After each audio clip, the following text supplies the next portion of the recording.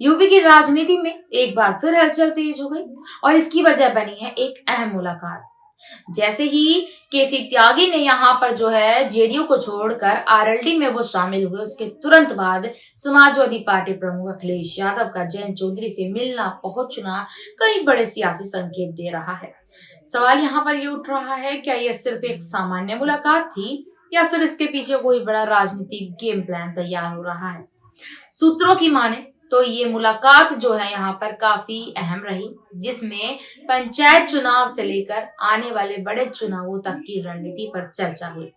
खासकर पश्चिमी यूपी में मजबूत पकड़ बनाने को लेकर दोनों नेताओं के बीच गहन बातचीत यहाँ पर हुई। केसी त्यागी के आरएलडी में आने के बाद पार्टी को एक अनुभवी रणनीतिकार मिल गया। त्यागी का लंबा राजनीतिक अनुभव और गठबंधन की राजनीति में पकड़ आरएलडी को नई दिशा दे सकता है।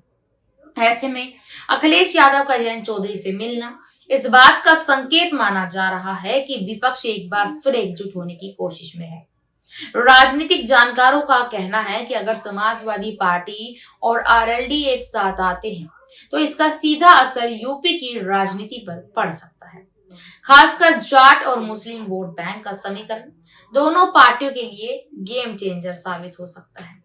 वहीं दूसरी तरफ बीजेपी भी इस पूरे घटनाक्रम पर नजर बनाए हुए है, क्योंकि अगर विपक्षी दल एकजुट होते हैं तो मुकाबला और भी दिलचस्प और कड़ा हो सकता है। हालांकि अभी तक जो है इस मुलाकात को लेकर कोई आधिकारिक बयान सामने नहीं आया, लेकिन जिस तरह से ये बैठक हुई है उसने सियासी अटकलों को जरूर हवा दे दी है। सबसे बड़ी दिलचस्प बात यहाँ पर यह है कि पंचायत चुनाव को लेकर सभी पार्टियां अभी से रणनीति बनाने में जुट गई हैं।